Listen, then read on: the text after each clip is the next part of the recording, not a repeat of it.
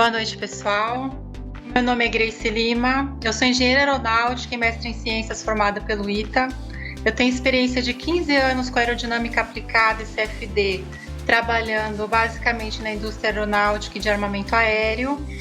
Eu trabalhei nos programas Phenom 300 e KC-390 na Embraer e também tive a oportunidade de trabalhar por alguns anos no desenvolvimento do míssil Adarter de quinta geração com a África do Sul, na África do Sul, né? Hoje eu tô aqui para conversar um pouquinho com vocês sobre a história dos drones e o futuro da aviação militar. Durante a nossa live eu vou falar um pouquinho de conceitos, né, para dar uma ideia assim do que significa cada sigla, dos termos. Depois eu vou falar um pouquinho da história do desenvolvimento dos drones. Aí no meio da live eu vou falar de um assunto muito atual, que é a utilização do drone como ala armado, né, como ala leal. Depois eu vou falar quais são os principais drones que estão aí no mercado em desenvolvimento, quais que são os mais adiantados no processo de desenvolvimento, né? E vou falar no finalzinho rapidamente sobre essa questão que fica na cabeça de todo mundo, né? Se os drones vão substituir o piloto humano ou não. Bom, começando pelo começo aqui, né? O que é um drone? De acordo com o dicionário Merriam-Webster, a primeira definição de drone é zangão, né? O zangão é aquela abelha na colmeia que tem a função de fecundar a abelha rainha. Ela não participa da atividade produtiva na colmeia, ela está lá apenas para momentos certos onde a abelha rainha precisa ser fecundada, né? Então, pode ser por isso até que na língua inglesa eles usem essa palavra drone para se referir à pessoa ociosa, que é a pessoa que não trabalha, né? Com o decorrer do tempo, a palavra drone assumiu esse terceiro significado, que é para se referir a uma aeronave, embarcação não tripulada remotamente pilotada. Então, a palavra drone ela pode ser usada tanto para um AV quanto para um barco remotamente pilotado, né? Eu coloquei aí do SpaceX porque essa semana estava bastante na mídia, né? Com o lançamento aí da primeira missão tripulada ao espaço depois de vários anos. Então, a palavra drone ela é usada para se referir ao AV. E por que eu estou trazendo todas essas definições aqui para vocês? Porque eu já ouvi por aí a seguinte frase: o drone é aquele pequenininho que tira foto, que é esse que está aqui no slide para vocês, né? E o AV é o grandão, que é o AV militar, né? Só que pouco importa o porte e a finalidade do veículo aéreo não tripulado, todos podem ser chamados de drone, tá? Então tá aí, mostrei um drone de recreação e agora eu tô mostrando aí para vocês o Triton. Só de curiosidade, o Triton ele é um AV de vigilância e reconhecimento, né? E ele parece bastante o Global Hawk.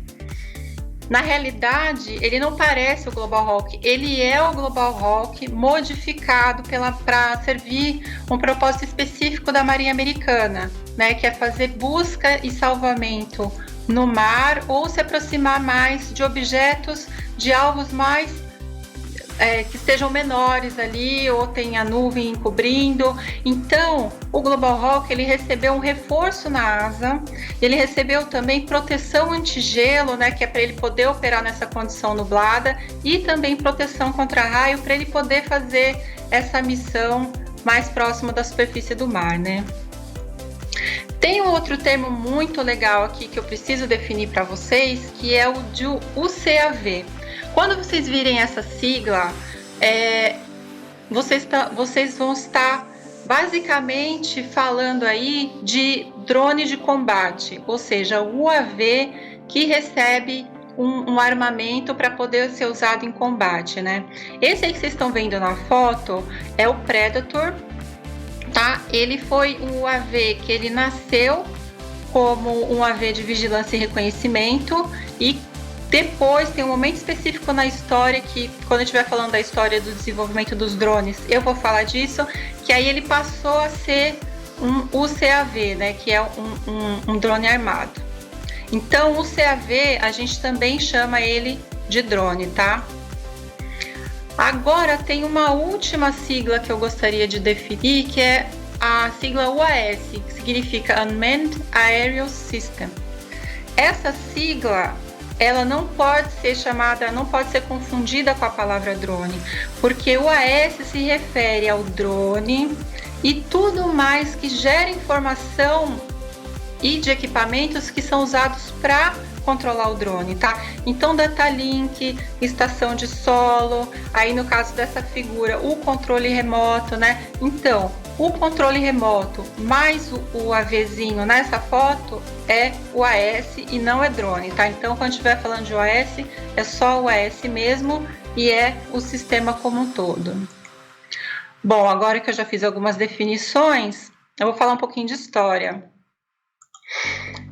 Quem vê hoje os drones dominando o cenário urbano, com drones de recreação, drones sendo usados pela polícia para vigilância, né? Desculpa. Mal pode imaginar, principalmente os mais novinhos, que a origem dos drones ela é predominantemente militar. Então, fazendo a pesquisa para montar a live aqui para vocês, eu fui procurar saber qual foi o primeiro drone que foi criado, né? E aí tem um pouco de controvérsia na definição aí de quando que surgiu de fato o primeiro drone.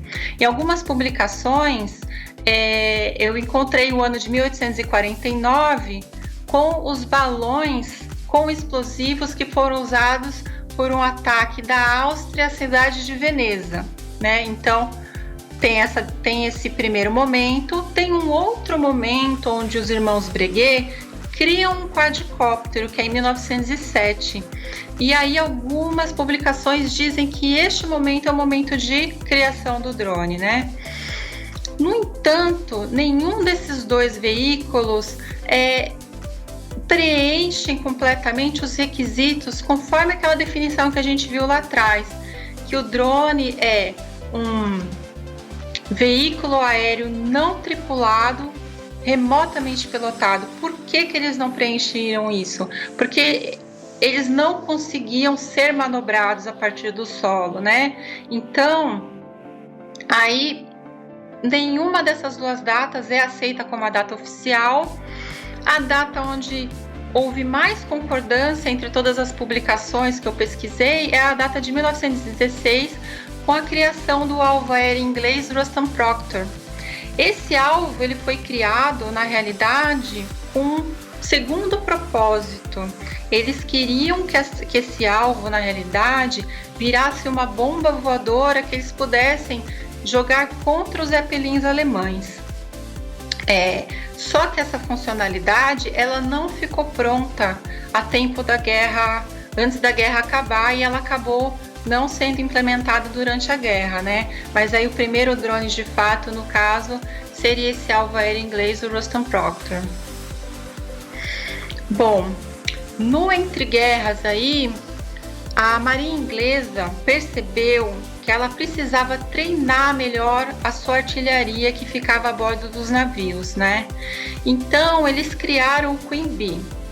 O Queen Bee, ele foi um drone, na realidade ele é um avião derivado de um outro avião, que é o Tiger Moth. O Tiger Moth foi modificado para ele ser radiocontrolado, né, a partir de uma estação de solo. Aí na figurinha do museu que vocês podem ver, tem o Tiger Moth e a estação de controle, que é essa caixinha preta aí perto do cockpit do piloto, né? Além dessa modificação dele ser radiocontrolado, eles também fizeram uma série de modificações estruturais nesse avião para ele ficar mais leve. Então, muitas partes foram substituídas, as folhas de metal, por madeira balsa. Por quê? Caso, durante o treinamento, o artilheiro não conseguisse atingir o Queen Bee, ou se ele atingisse e o Queen Bee caísse no mar, ele poderia flutuar e ser recuperado para dar continuidade aos treinamentos, né? Então, essas foram as modificações que foram feitas aí, e o Queen Bee foi o primeiro alvo aéreo aí desse entre guerras, tá? E o surgimento do termo drone, na realidade, está em grande parte associado a este avião que vocês vão ver no próximo slide.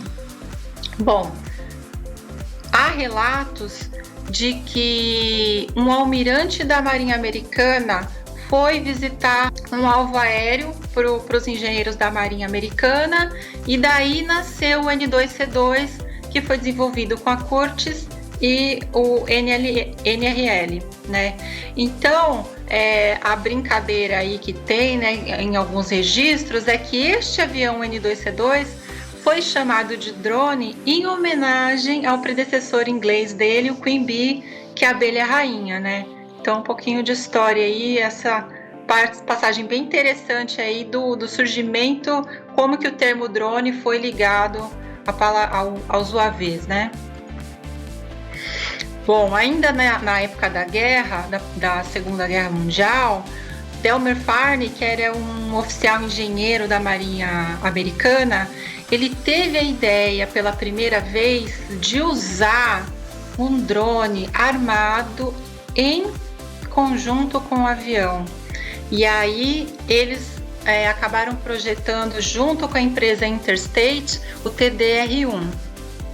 O TDR-1, na época, foram encomendadas 2.000 aeronaves, mas só 200 foram fabricadas, porque o TDR-1, algumas limitações técnicas da época, alguns probleminhas técnicos no desenvolvimento, acabaram tornando ele pouco interessante para o desenvolvimento em larga escala, né? Mas ele chegou a ser testado na Batalha de Midway contra a Marinha Japonesa, né? Eles levaram cerca de 50 drones para o combate. E como que acontecia, né? Como que esse drone era operado? Ele era operado em conjunto com o avião torpedeiro Avenger, né? Então, o Avenger decolava, o oficial de armas pilotava o drone, né? Então, na hora de fazer o mergulho para soltar o torpedo para atingir o navio, quem fazia o mergulho na realidade era o drone, né? Com isso, diminuía bastante a exposição do avião tripulado à artilharia do navio a ser atacado, né? Então, foi um conceito bastante interessante, essa ideia já vinha desde lá daquela época, e dessa batalha, 31 drones conseguiram atingir alvos, né? Danificar quando não afundar alvos, e não teve nenhuma perda por parte dos pilotos da Marinha Americana, né? Só que o que aconteceu? Como tinha esses problemas técnicos no desenvolvimento e as armas convencionais estavam dando resultado, aí eles decidiram não continuar com o desenvolvimento do TDR-1. Bom, depois da Segunda Guerra Mundial, o que aconteceu? Os Estados Unidos perceberam que os alvos que eles tinham, os alvos aéreos, não estavam bons. Por quê? Porque tinha sido o advento do caça a jato, tinha acontecido ali na Segunda Guerra, né? A grande novidade da Segunda Guerra foi o avião a jato. Então, eles precisavam de um alvo que acompanhasse, que simulasse a movimentação de um avião inimigo a jato também, né? Então, eles encomendaram para a empresa Ryan um alvo aéreo a jato, então foi criado o Firebee, que é esse objetozinho que está aqui na tela aqui, embaixo da asa de um Invader. Como que funciona isso, né? O avião alvo, na realidade, vai embaixo do pilone, de uma estrutura acoplada à asa do Invader, né? O Invader decola, leva o alvo até a altitude do ensaio, do treinamento, e aí ele é lançado e entra em ação, né? Então aí o Firebee para vocês, o primeiro UAV a jato, né? O primeiro alvo aéreo a jato. Bom, os anos foram se passando e até esse momento aqui, de 1982, não se investiu muito em UAV para produção em massa, né? Por quê? porque eles eram considerados muito caros e pouco confiáveis. Então, até esse momento, a ideia de usar o UAV, o dronezinho, em combate, ela ficou um pouco abandonada.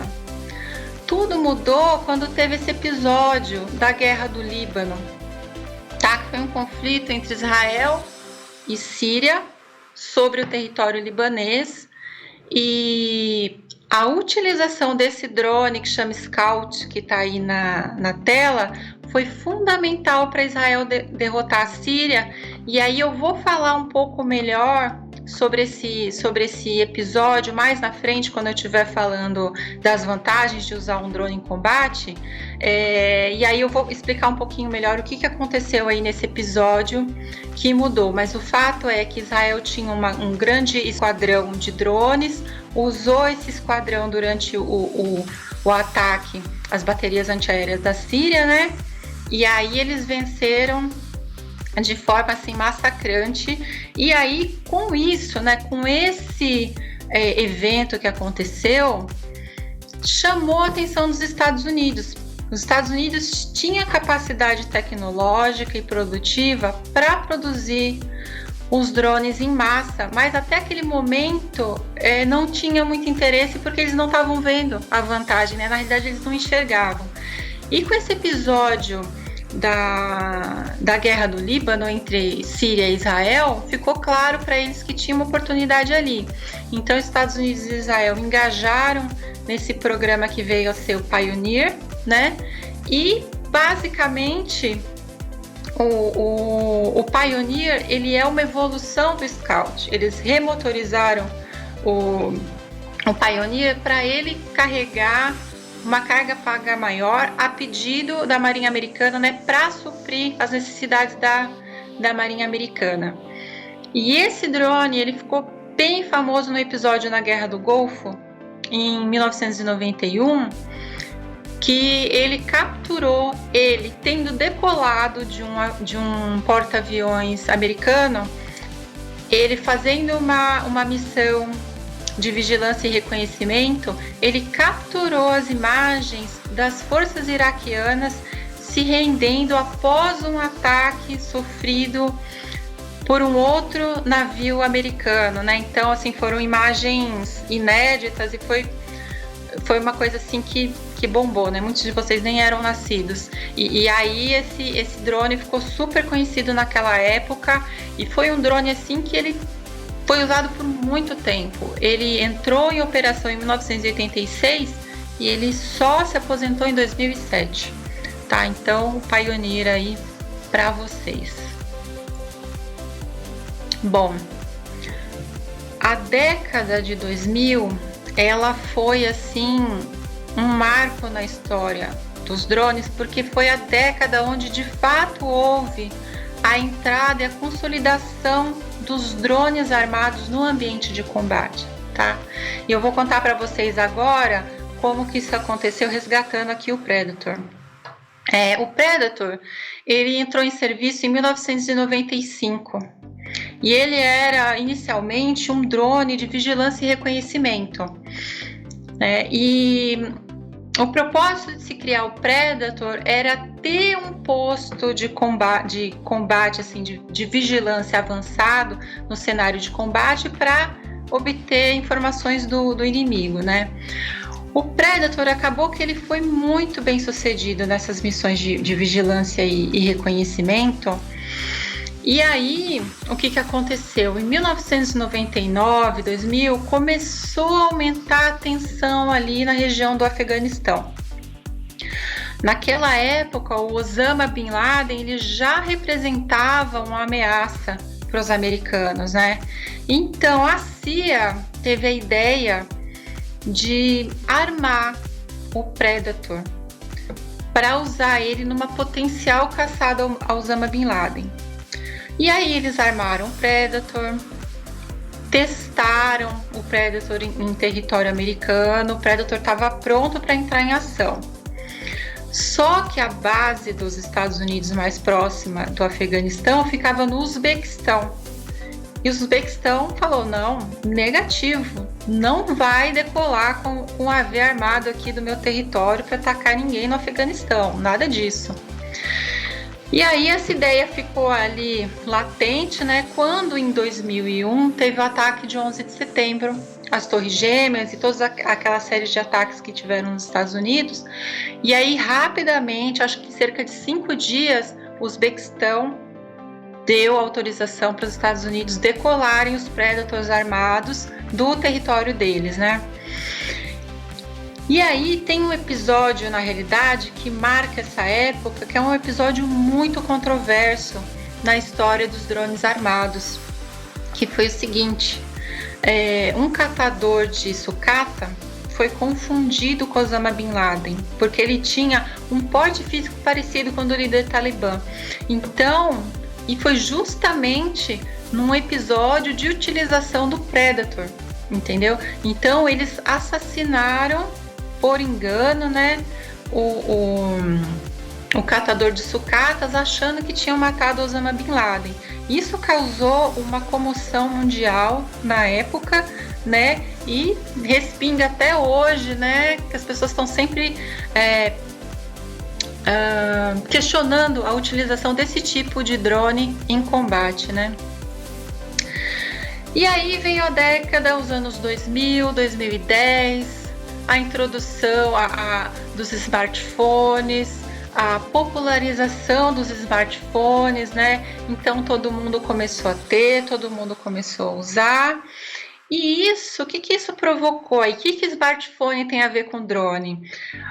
Ocasionou que os microcontroladores, os acelerômetros, sensor de câmera, tudo foi ficando muito barato. Então, isso acabou derrubando aquela história de que o drone era muito caro, né? Então, o surgimento aí e a popularização dos smartphones é um elemento muito importante para a história dos drones, porque a tecnologia usada no telefone celular, ela é uma tecnologia viabilizadora de muita coisa que tem embarcado no drone. Então, aí o celular influenciando o desenvolvimento dos drones, né? Então, hoje, assim, como se tornou uma coisa muito barata, o drone ele é usado com propósitos recreativos. Peraí, deixa eu ver. O meu não está passando. Agora passou. Desculpa, gente. Voltando aqui. E também as forças policiais urbanas começaram a usar os drones para patrulhamento, né? Patrulhamento tanto de rodovias como de situações locais na cidade também, né? A gente pôde acompanhar aí no começo desse ano que a polícia na China começou a usar os drones para vigiar a movimentação dos cidadãos em Wuhan, para evitar que eles saíssem de casa e para evitar a propagação do vírus, né? Então eles iam com drone atrás das pessoas e falavam, olha, a gente está numa situação de lockdown, volte para sua casa e tal. Então aí o drone também fazendo essa função aí de policiamento urbano, né? Bom, agora que eu falei de passado, um pouquinho de presente, né? Vamos falar de futuro.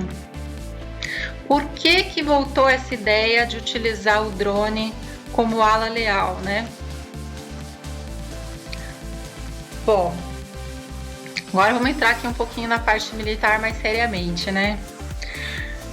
Um avião de caça, quando ele vai entrar em espaço aéreo contestado, ele nunca vai sozinho. Ele sempre leva um outro avião como ala. Para quê? Para ele poder obter cobertura aérea, né? E apoio no deslocamento e eventualmente se entrar em uma situação de conflito ali direto, ele tem um companheiro dele para apoiar, né?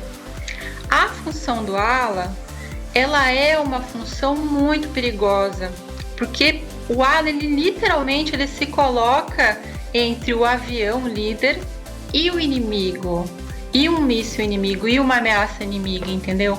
Para vocês terem uma ideia, a maior parte dos aviões que foram abatidos em missões de bombardeio no Vietnã, eles estavam na posição como ala. Então, a posição de ala é uma posição muito, digamos assim, de exposição mesmo, né?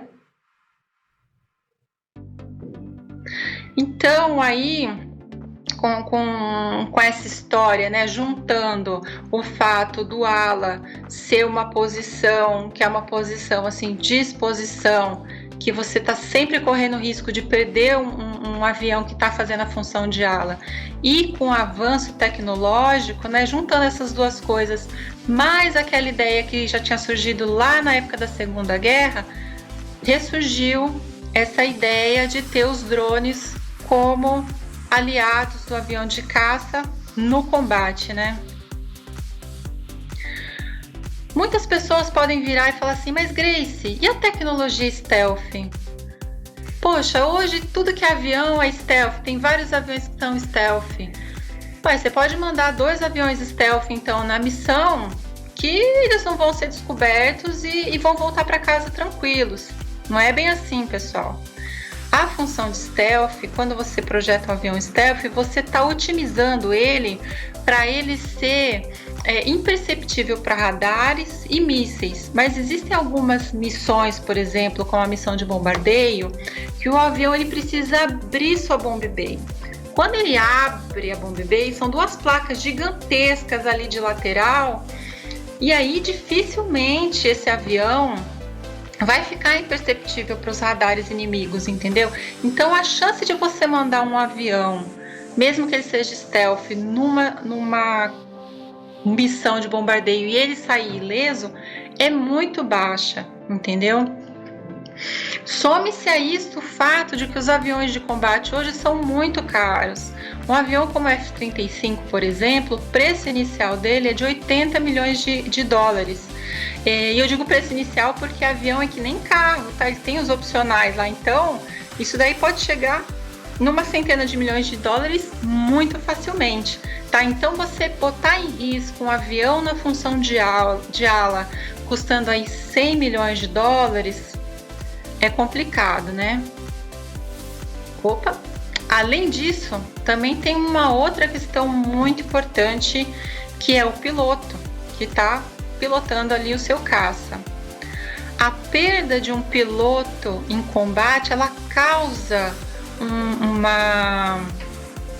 uma baixa no moral da força, entendeu?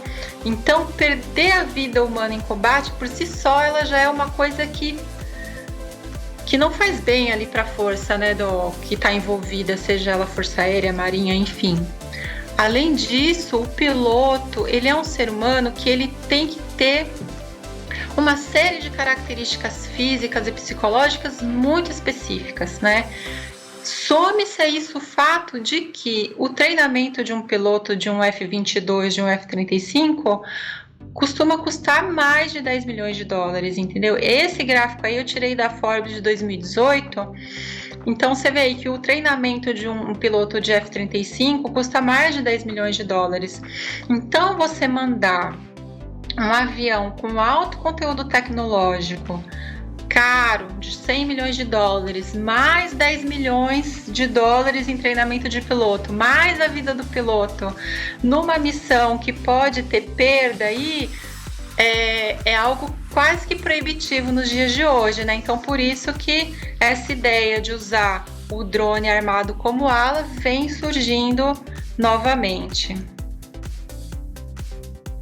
Bom, então agora, pessoal, que eu já falei aí dos porquês, né? Eu vou falar um pouquinho sobre as vantagens, quais são as primeiras tarefas que o drone como ala realizaria. A primeira delas é a de multiplicador de forças.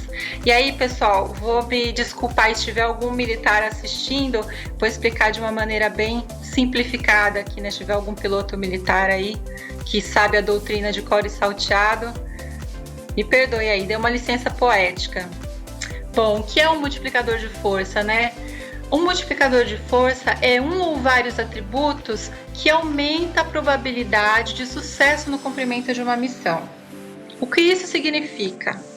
E aí vem o meu exemplinho simplificado com o meu maravilhoso caça stealth que eu projetei especialmente para essa live, pessoal.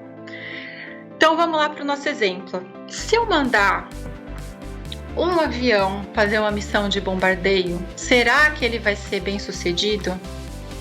Será que ele vai conseguir atacar o alvo? Será que depois de atacar o alvo ele vai conseguir voltar tranquilo para casa? Provavelmente não. Então eu tenho que mandar um apoio para que ele consiga completar a sua missão a contento. Vamos olhar agora por um outro prisma. Imagina que eu possa trocar esse meu companheiro aqui por um companheiro que custe uma fração do custo inicial. Então é disso que eu estou falando. Você está enviando o drone junto com o avião que custa 100 milhões de dólares e assim o drone não custa nem o preço do treinamento do piloto do avião principal. Então o drone ele tem essa função de multiplicar a força, né? Você aumenta a eficácia sem gastar tanto dinheiro e sem deixar vulnerável um recurso muito caro, né? E aí entra de novo aqui o comentário que o efeito moral também da perda do AV é menor. Tudo que eleva o moral da tropa ou que preserva o moral dos componentes da força, ele também é um multiplicador de força, né? Então aí o drone se encaixaria perfeitamente nessa aplicação. Bom, agora eu vou falar um pouco de inteligência, vigilância e reconhecimento. Eu vou resgatar aqui o episódio da Guerra do Líbano que eu mencionei lá atrás. Eu vou explicar aqui o que aconteceu naquela época em termos táticos, tá, pessoal? Não vou entrar no mérito político aqui, não. Bom, então, em 1982, como eu já falei lá atrás, a tensão entre a Síria, aqui fica a Síria, pessoal, e Israel aumentou bastante, né? Aumentou de uma tal forma que a Síria posicionou as suas baterias antiaéreas no vale chamado Beqa. Aqui em inglês chama Beqa Valley, né? Acontece que essas baterias antiaéreas sírias, elas eram na realidade baterias antiaéreas soviéticas, que na época elas eram praticamente invencíveis. Então, Israel sempre teve esse incômodo de ter essas baterias antiaéreas da Síria por perto, né? E há muito tempo eles vinham arquitetando uma operação aérea para eliminar essas baterias. Bem, em 1982, quando então Israel decide invadir o Líbano por terra, eles também decidem deflagrar a operação de eliminação dessas baterias antiaéreas da Síria. Como foi essa operação, assim, falando muito rapidamente, porque envolve vários níveis de vigilância ali em aérea, né? Tinham vários níveis de altitude, de aeronaves preparadas para atacar e tal. Eu vou entrar só no mérito aqui dos drones. O que aconteceu? Eles usaram esses drones Scout para ficar o tempo todo no ar. Então, o tempo todo eles tinham pelo menos 2 drones no ar durante 2 horas. Qual que era a função deles? Eles vinham do litoral, vinham até aqui o Vale de Beqa, localizavam a posição de uma das baterias antiaéreas, mandava a posição para os caças armados, eles invadiam, destruíam a bateria antiaérea, manobra evasiva, volta o drone de novo, cadê o resto das baterias? E assim foi, durante 2 horas. Das 30 baterias antiaéreas que a Síria tinha no Vale de Beqa, só restou uma, 29 foram completamente destruídas. Então, assim, foi um massacre das baterias antiaéreas da Síria e, assim, eles nem viram o que aconteceu na realidade, né?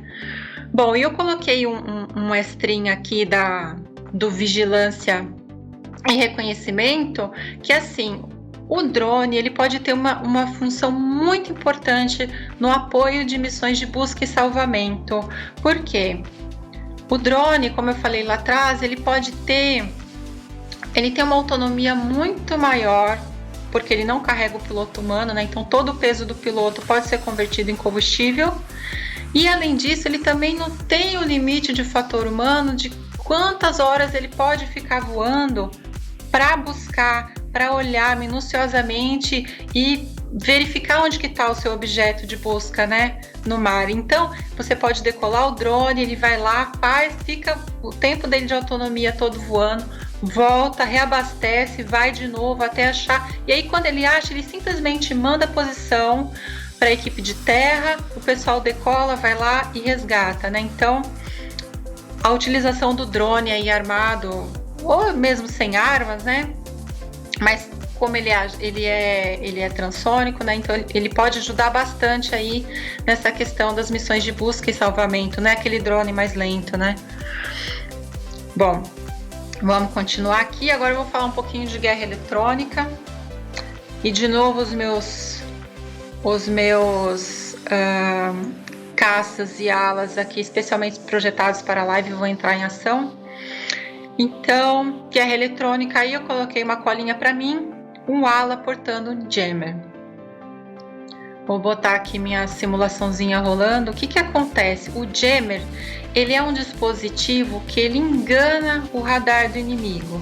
Ele manda uma onda meio bagunçada lá, de maneira tal que o radar não consegue identificar o que está vindo, de onde está vindo, enfim. Então, você pode usar o próprio ala para carregar um jammer escoltando a aeronave principal, né? E assim você meio que mascara o sinal da aeronave principal, enganando o jammer, e aí você pode ir lá e bombardear o alvo que você quiser, né? Deixa eu ver aqui. Tem esse outro exemplo aqui que eu também gostaria de dar, que é o seguinte: numa missão, em determinado tipo de missão, superioridade aérea, por exemplo, não é interessante que o radar do líder fique ligado o tempo todo, né? Na realidade, existe uma estratégiazinha, uma táticazinha do líder com ala, deles irem ligando e desligando o radar até se aproximar dos alvos, né? Então, aqui no caso, você pode mandar... Opa, cadê? Você pode mandar os seus drones com os radares ligados, né? Identificando aí, tentando mapear o que está acontecendo no espaço aéreo contestado, e um outro dronezinho carregando o armamento. E aí a única função que o líder faz nesse caso, ele interpreta, analisa a informação que está chegando dos drones que estão com os radares ligados e toma a decisão, e ele pode mandar o outro dronezinho que está com a arma disparar o míssil, disparar o que quer que seja e já iniciar a manobra evasiva. Como estava aqui no slide anterior, deixa eu ver se eu volto um pouquinho, tem duas vantagens aí nessa situação. Uma delas é a que eu já comentei, que o avião líder ele fica invisível para os radares inimigos, né? Então isso é uma vantagem assim, não tem nem que contestar, né? Se tiver que levar um míssil aí porque estava com o radar ligado, vai ser o drone, não vai ser o caça aí de 100 milhões de dólares, né?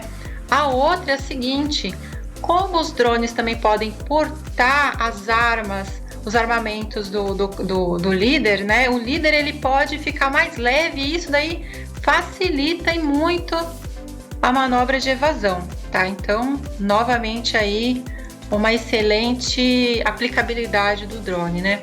E a última aqui que eu vou mostrar para vocês com mais um exemplinho simplificado é a de proteção da força.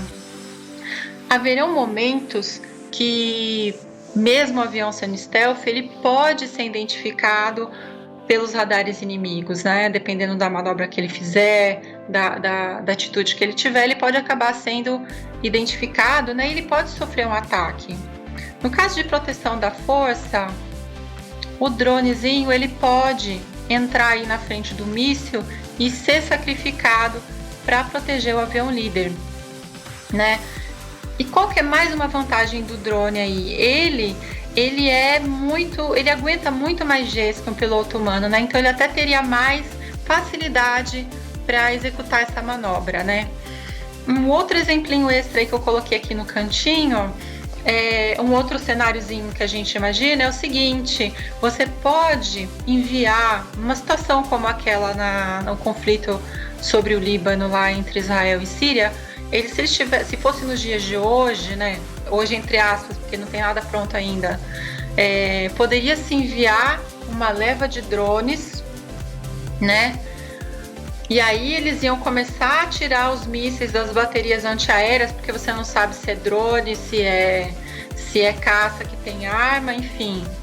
Eles se parecem muito, né, com caça, eles têm um tamanho semelhante, então, e aí você exaure a bateria antiaérea do inimigo, e aí nesse tempo entre recarregar a bateria antiaérea, você já manda a segunda leva de drones armados já, porque daí você fez duas coisas, você exauriu a bateria antiaérea e você também descobriu onde elas estavam posicionadas, né? Então você manda os drones armados para eliminar as baterias antiaéreas e facilitar o seu posicionamento ali naquele espaço aéreo, né? Então é isso, e agora eu vou falar finalmente aqui, né, dos grandes players do mercado. Quem são os drones que estão mais avançados em desenvolvimento? Bom, aqui em primeiríssimo lugar vem o Valkyrie da Kratos, né? Esse drone, por que eu coloquei ele em primeiro lugar? Porque ele já realizou um voo. A Kratos, ela é uma empresa que ela tem muita tradição em fabricação de alvos aéreos para várias forças dos Estados Unidos, né? E aí eles estão desenvolvendo em conjunto com o Laboratório de Pesquisa da Força Aérea Americana esse veículo que é o Valkyrie. Como eu acabei de falar no slide anterior, né, para vocês terem uma noção, às vezes a gente fala de drone, de combate, a gente fica imaginando que são objetos menores, né? Mas um Valkyrie, por exemplo, ele tem 9 metros de comprimento e um F-35 tem 15 metros e meio. Então, ali mais ou menos um drone desse é mais ou menos 2/3 do tamanho de um avião de caça, né? Então, são aeronaves realmente grandes aí, dá para carregar bastante coisa dentro delas. Bom, falando aqui um pouquinho de características, né, que eu sei que vocês gostam, o Mach de cruzeiro aí do Valkyrie é 0,72, né? A altitude de cruzeiro ali fica entre 45.000 e 50.000 pés, e eles alegam no site da Kratos, né, eles inclusive tem um folder lá disponível para quem quiser consultar depois, eles alegam que o Valkyrie tem cerca de 3.000 milhas náuticas de alcance, né? Só para vocês terem uma ideia, deixa eu ver se vai funcionar aqui minha simulação mega tecnológica. Eu coloquei aqui no Great Circle Mapper, né, que é um aplicativozinho que tem na internet, depois eu passo o bizu para vocês. Eu coloquei aqui nesse gráfico um círculo cujo diâmetro é de 3 milhas náuticas, partindo de Anápolis. Então, para vocês terem uma ideia aí do alcance do Valkyrie, tá? E no site ali da Kratos está dizendo que um drone desse custaria aí em média de 2 a 3 milhões de dólares. Se você for comparar com o F-35, que custa entre 80 e 100 milhões, né? Vale muito a pena você trocar um F-35, deixar de comprar um F-35, né? Que a Lockheed não me ouça, para comprar aí 30 Valkyries aí para dar apoio para o resto da sua frota, né? E por que eu coloquei esse carinha aqui em primeiro lugar? Porque ele já voou desde março do ano passado, ele já tinha realizado o primeiro voo dele, e segundo a divulgação da Kratos, eles voaram cerca de 76 minutos e a aeronave respondeu perfeitamente, então por isso que eu coloquei o Valkyrie em primeiro, tá? Logo atrás, não muito atrás, vem o famoso Loyal Wingman, né? O famoso e prestigiado aí, Loyal Wingman, que está sendo desenvolvido pela Boeing e a Real Força Aérea Australiana. O site lá da Boeing Sistemas Autônomos, ele não tem muito detalhe das capacidades aí do Loyal Wingman. Ele tem mais assim um approach mais filosófico, dizendo que como seria usado o Loyal Wingman, né, que é mais ou menos o que eu passei para vocês aqui já. Só que assim, claramente o Loyal Wingman ele foi desenvolvido para acompanhar o F-35, porque a Real Força Aérea Australiana acabou de adquirir 100 F-35, né? Então, claramente o Loyal Wingman foi desenvolvido para acompanhar o F-35 e é por isso que eu coloquei aí na minha tabelinha, o Mach de cruzeiro dele deve ser parecido com o do F-35. A altitude de cruzeiro eu também coloquei. Na realidade, isso daí não é altitude de cruzeiro, é teto de voo, tá? Do F-35 aí de 50 mil pés. E lá, claramente, isso aí, agora realmente essa informação tem no site da Boeing Sistemas Autônomos. Eles estão falando aí de um alcance máximo de 2.000 milhas náuticas. E aí eu volto aqui com o nosso quadrinho aqui do Great Circle Mapper. Por fora aqui tem o alcance do Valkyrie e dentro eu coloquei o alcance do Loyal Wingman aqui, sendo representado pelo diâmetro desse círculo, tá, pessoal? Então, bom, falamos disso. E tem uma outra coisa muito interessante no Loyal Wingman aí, isso aqui, eu até peço desculpas aqui pela qualidade da imagem, é que eu não achei uma imagem de divulgação deles, aí eu tirei um print screen do vídeo de divulgação do rollout deles, que é esse conceito que eu achei muito interessante, os meus colegas também acharam muito interessante, que é o seguinte: o Loyal Wingman ele foi fabricado, ele foi concebido, né, para ter um nariz intercambiável. Então, com uma única unidade de Loyal Wingman e um conjunto desses narizes, você pode fazer uma nova configuração, você pode ter uma outra aeronave, entendeu? Hora você pode ter uma aeronave que tem um jammer ali na ponta, outra hora você pode ter um que tem um radar mais potente, enfim. Eles não divulgaram exatamente aí quais que são as possibilidades de cada um desses narizes, mas a gente já fica, né, a imaginação da gente já fica fervilhando, o que será que tem ali, né? E também assim, eu me perguntei na hora que eu vi essa figura, né, poxa, quão difícil deve ser tirar e colocar isso daí de fato, né? Quantos conectores eu preciso mexer para esse nariz aí ficar funcional e não dar problema em voo?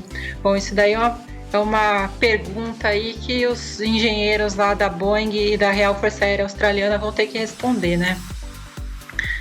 Bom, além de tudo isso que eu falei, né, tem toda essa parte desse avanço tecnológico que teve, já tem esses dois players que já estão avançados, um deles inclusive já voou. Só que existem outras questões técnicas em aberto aí relacionadas a fatores humanos que não foram discutidas ainda, pelo menos não abertamente na mídia, né? No que eu pesquisei, eu não consegui capturar. Que é o seguinte: quanto de autonomia um drone deve ter em relação ao líder? Quanto de autonomia o drone pode ter em relação ao líder?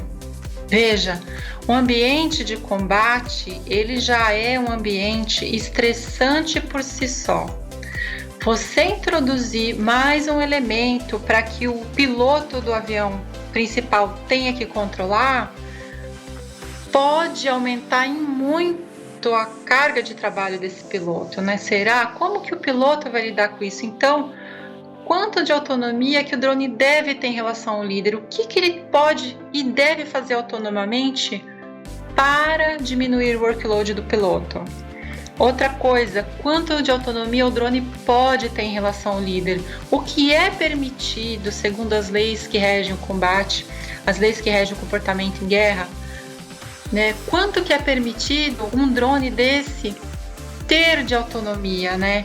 Eu acredito que a grande sacada aí do desenvolvimento desses drones, tudo bem, tem o desafio aeronáutico de fazer o airframe, de encaixar tudo que tem que encaixar lá dentro, mas a questão do software e da relação piloto do líder e comportamento do drone, essa é a chave do desenvolvimento desse tipo de aeronave.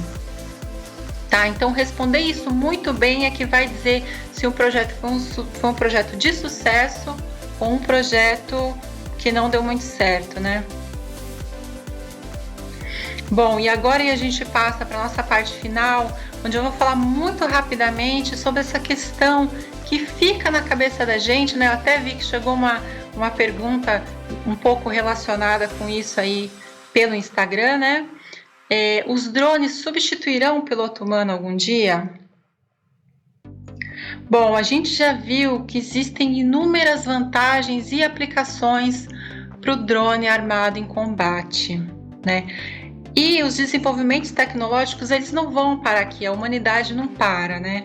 Então, será que é possível que algum dia a gente chegue num nível técnico que a gente consiga substituir o piloto humano? Bom, aí não entra só a questão técnica, né? Entram algumas questões aí até de cunho filosófico, político e moral. Existe uma grande preocupação mundial que o combate se torne algo impessoal, muito impessoal, e que a vida humana fique extremamente banalizada nesse tipo de combate, entendeu? Existem até livros falando sobre a questão de você tirar a vida de um oponente, né? Quando você tá com o seu inimigo no campo de batalha e um tá com uma arma apontada para outra, a dificuldade de você tirar a vida de um outro ser humano ela é grande. Quando você tá a bordo de um avião que tem uma bomba, que tem um míssil e você lança esse armamento, já é outra coisa. Agora imagina tudo isso, você tendo um drone tomando essa decisão autonomamente, sem interferência nenhuma do ser humano. Quer dizer, é algo que a gente precisa realmente parar e refletir, né? E aí entra uma outra coisa aqui, que são os tratados de Genebra, né? Que são um conjuntinho, né? Um conjunto de regras que foram estabelecidas ao longo de 5 convenções que tiveram na cidade de Genebra no final do século XIX, começo do século XX, e basicamente essas regras elas definem o comportamento, né, os deveres e os direitos de todas as pessoas, combatentes ou não, em tempos de guerra, né? Então ela rege, e essas regras regem todo o comportamento que é permitido dentro de um combate justo, né? Então aí vem a dificuldade dos dias de hoje, né? Como você interpretar o que está escrito nos tratados de Genebra em face de toda a tecnologia que a gente tem hoje, né? Quero citar aqui um exemplinho para tentar ilustrar, que é o seguinte, eu lembrei agora, uma das coisas que está escrito lá nessas regras é que, por exemplo, um combatente, ele jamais pode portar a arma dele escondida. Ele precisa estar trajado e portar as suas armas em locais visíveis para que ele não surpreenda tanto o seu oponente como o cidadão comum, né? Então, assim, alguns níveis de disfarce estão permitidos ali, mas tudo isso é muito analisado cautelosamente, né? E é tratado meio que caso a caso aí, né?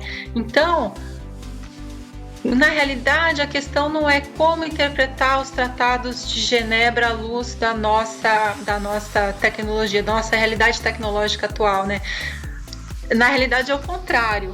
Como desenvolver a tecnologia respeitando tudo que já está escrito e tudo que já está estabelecido na legislação internacional sobre o conflito armado, né? Então aí tem o FICAS, que é um consórcio europeu que está desenvolvendo o sistema de combate aéreo do futuro. Eles já estão, é o primeiro desenvolvedor assim que eu vejo tocar nessa questão, né, na questão da ética, na questão da responsabilidade sobre a tecnologia, né, sobre o uso da tecnologia. Pela primeira vez está sendo abordado esse tema aqui dentro desse consórcio, né? Então, só falando rapidamente aqui o que é o FICAS, é o Sistema de Combate Aéreo do Futuro.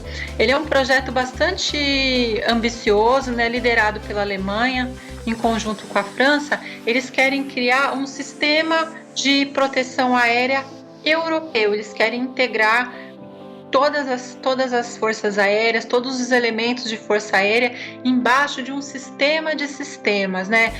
O elemento central desse sistema aí seria justamente o que está representado aqui no canto esquerdo, que é o avião tripulado sendo apoiado por elementos não tripulados, né? E todos esses elementos aí trocando mensagens em tempo real, né? Isso é o FICAS, assim, só para rapidamente, né? E falando aí do FICAS Fórum, que eles juntaram uma série de pessoas, né, de especialistas para discutir essa questão da utilização responsável da tecnologia, né? Eu até coloquei aqui, pessoal, depois quando vocês estiverem vendo a live de novo em casa, tem esse site, é muito interessante, entrem aqui, tem coisas escritas em inglês, tem muita coisa escrita em alemão, mas é esse outro olhar, né? A gente que é engenheiro, a gente olha muito pelo lado da tecnologia, mas tem esse outro lado, que é o lado da ética, da política, dos direitos humanos, né? Que é esse olhar para a tecnologia à luz de tudo isso, né? Então, muito interessante, entrem nesse site aqui, porque acho que vale a pena, né? A gente, né, principalmente os estudantes aí, já entrarem no mercado de trabalho com esse outro olhar, né? Então, assim, o que é esse FICAS Fórum, né? Eu vou ler exatamente o que estava lá escrito no site. Impulsionar a operacionalização dos princípios éticos e legais por meio de informações e projetos de engenharia adequados. Traduzindo, né? O que isso envolve? Primeiro, definir os princípios éticos e legais. Ou seja, ir lá nos tratados de Genebra e na legislação internacional sobre ambiente contestado e ver o que está falando lá de regrinhas, né? Que respeitam os direitos humanos, que estabelecem o combate justo, enfim, olhar lá e fazer o extrato do que precisa ser observado. E um segundo passo, que aí é um passo bastante audacioso, é implementá-los tecnologicamente, ou seja, transformar tudo isso em regras de inteligência artificial e povoar. Isso é a minha interpretação do que eu vi lá, tá, gente? Eu interpretei desse jeito. Se alguém achar que for diferente, aí depois até me conta, quem for ler mais aprofundadamente, né? E implementar essas regras na inteligência artificial que vai reger o comportamento do drone, né? Então é algo bastante, assim, quando eu li a primeira vez eu fiquei assustada. Falei, meu Deus, o que é isso, né? O que eles estão querendo fazer? E aí, assim, o que me tranquilizou um pouco é que os comandantes, quem está à frente ali, pelo menos no primeiro momento, tem esse discurso de que os seres humanos continuarão sendo o único fator determinante e terão que tomar todas as decisões com todas as consequências, tá? Isso aqui é um extrato do site deles, lá do FICAS Fórum, e são palavras do ministro de Defesa alemão, né? Então, apesar de todo esse avanço tecnológico, por um lado, de lá olhar as regras internacionais de combate, traduzir aquilo em termos de algoritmo, implementar no sistema de controle ali dos drones, também tem esse outro olhar de que, opa, calma, a gente está fazendo isso, mas é para ajudar o humano, porque o humano jamais sairá do loop, segundo essa afirmação, né? Então, assim, gente, em face de tudo isso que eu apresentei para vocês aqui, do que eu pude refletir, né, durante todos esses dias que eu estava preparando essa live, essa pergunta que está aí na tela, ela permanece em aberto para mim, porque tem tantas dificuldades tecnológicas quanto as dificuldades de responsabilidade em relação à tecnologia, né? Então, eu vou deixar aqui vocês com essa pergunta em aberto, porque, na minha opinião, ela é uma pergunta em aberto ainda, tá? Para a gente começar a sessão de perguntas. Por que os drones ainda não substituíram os pilotos humanos? Bom, gente, eu acho que eu meio que já dei uma pincelada aí, né? Pelo menos no ambiente de combate tem essa série de questões que eu falei, tanto as questões técnicas, né, que o drone ele não é 100% autônomo ainda, não se sabe direito o quanto de autonomia que ele vai ter, né? E tem esse outro lado ético também, né? Principalmente no ambiente de combate, tá, pessoal? Tô falando aqui de ambiente de combate, tá? Essa questão moral aí de, poxa, o drone vai tomar decisão se vai atacar ou não, se ele vai lançar o míssil ou não. Quer dizer, isso daí é algo que a sociedade ainda precisa discutir, né, para ver se é algo aceitável. Olha, uma pergunta aqui da área civil. Os drones viabilizarão a mobilidade em um futuro próximo? Pessoal, eu não vou responder categoricamente aqui, tá? Mas a gente pode observar aí muitas empresas fazendo um esforço muito sério de viabilizar os drones, né, como transporte urbano. Muitos modelos europeus aí que já voaram, né? E além disso, tem uma outra coisa aqui que eu ia falar, apareceu um pop-up aqui, eu me distraí. Bom, se eu lembrar eu volto, agora rapidinho, gente. Então, além dessas empresas estarem fazendo esse esforço, as autoridades já estão começando a pensar a questão do avião remotamente pilotado. Inclusive, se vocês entrarem lá no site da ANAC e olharem lá, eles já têm até uma classificação de drones, né? Então, tem 3 classes de drones que classificam de acordo com o peso. Eu sei que a ANAC também está participando de discussões aí com as outras autoridades, tá? Então, assim, eu não consigo responder categoricamente essa pergunta, mas a gente pode observar aí, né, todo o movimento que está acontecendo e as movimentações, inclusive, das autoridades para viabilizar isso. Inclusive, acho que no mês passado foi lançado aí um programa nos Estados Unidos, anotem esse nome, é o Agility Prime, tá? Prime, que é o seguinte: a Força Aérea Americana e várias instituições de pesquisa dos Estados Unidos, acho que basicamente é americana, tá? Eles estão disponibilizando as facilities deles, né? As fábricas, os laboratórios, tudo que precisa para impulsionar esse mercado aí da mobilidade urbana através do veículo sem o piloto, né? Não vou falar drone aqui, mas vou dizer assim, um veículo sem piloto, tá? Então, tá tendo uma grande movimentação. Qual que é o interesse do Ocidente entrando agora rapidamente na política, né? Eles querem criar esse mercado dentro dos Estados Unidos para não ficar assim, dependendo de tecnologia dos países orientais, né? Então, para ser um pouquinho mais politicamente correto. Bom, passando aqui para a próxima. Qual a real possibilidade de vermos drones civis de grande porte operando em aeroportos? Olha, eu não sei aí quanto tempo que isso vai demorar para acontecer, mas como eu já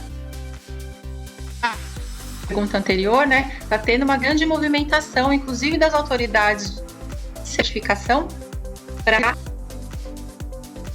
no mínimo, discutir essa questão, né? Eu não diria que é remota, não, tá? Mas aí é uma opinião da Grace, fecha parênteses aí. Qual o investimento governamental no que se refere a drones para forças armadas? Eu acho que essa pessoa aqui está perguntando de Brasil. E eu vou ser bem honesta, assim, que eu não tenho essa informação, tá, pessoal? Não tenho essa informação, não vou arriscar. Jesus amado, perguntas aqui, nanana. Próxima pergunta aqui. A aeronave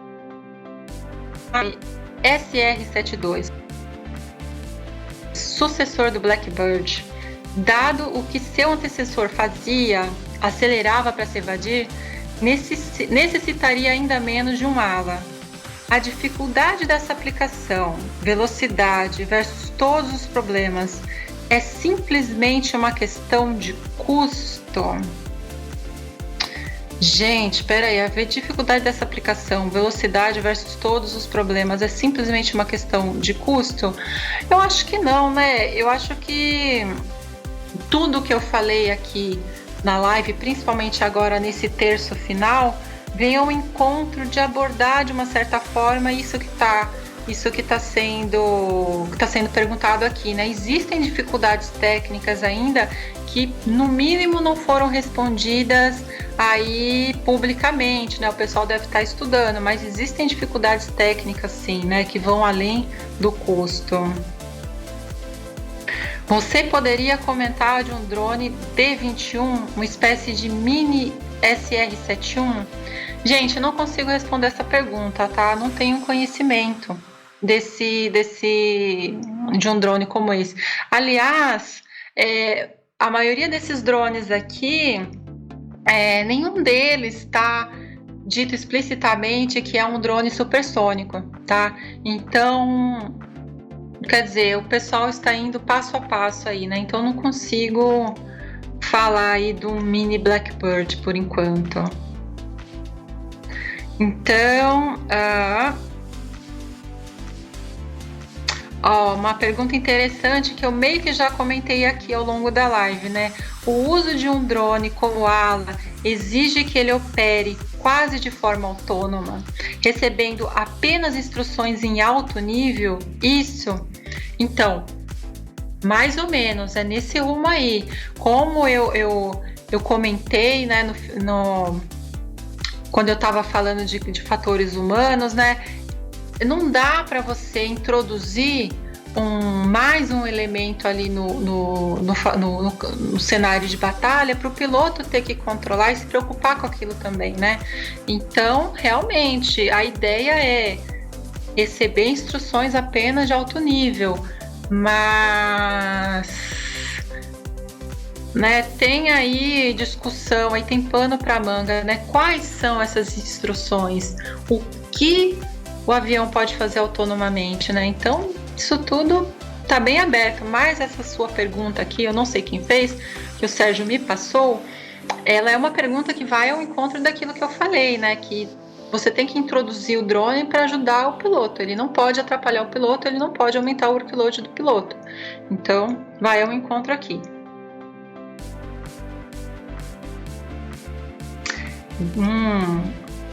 Essa pergunta aqui, eu acho que eu vou pular, gente. Como você vê o Brasil nesse contexto de desenvolvimento ou aplicação de drones militares? Vou pular essa, pessoal. Como a China está em relação ao desenvolvimento desses drones? Eu acho que no slide de entrada tem ali um dronezinho que está com várias pessoas na frente. Ele é o Dark Sword, na realidade. Deixa eu ver aqui, o Sérgio tá mandando coisa aqui, tá me bombardeando de pergunta. Bom, mas assim, o Dark Sword, ele tá sendo desenvolvido de maneira muito assim, sigilosa da China, né? Então não consegui achar quase nada deles na mídia, né? Pelo menos não enquanto eu estava fazendo a pesquisa para essa live. Então, até se alguém tiver aí achar alguma coisa sobre o Black Sword, por favor, compartilhe comigo, porque eu estou curiosa. Mas o fato é, se está tendo uma corrida no Ocidente para desenvolver esse tipo de tecnologia, com certeza a China também está de olho, né? Deixa eu ver aqui. Os drones ainda não são 100% autônomos, correto? Correto. Se positivo, ainda teremos muitos humanos pilotando os drones e seguindo a afirmação do ministro de Defesa alemão? Eu vou voltar lá no que eu falei. Eu não consigo afirmar categoricamente isso, né? Mas a promessa é essa, né? De não retirar o ser humano do loop. Ali fica uma coisa assim que talvez por ter sido uma tradução do alemão para o português tenha se perdido alguma coisa, né? É o ser humano que vai continuar no loop ou é o piloto que vai continuar no loop? Gente, não sei, não vou me arriscar a responder, né? Porque é uma coisa bastante sensível, assim como essa análise do Brasil. Eu não... Na realidade, quando eu montei a live, eu não pensei em analisar, né, a situação do Brasil assim. E na realidade eu montei essa live mais como uma live de curiosidade e eu também aprendi muito, né, montando essa live. Então eu realmente não consigo opinar aí sobre essa questão, não gostaria de opinar, né? Boa noite, pessoal. Obrigada pela presença de vocês, obrigada pelo convite, Sérgio. Um beijo para todos.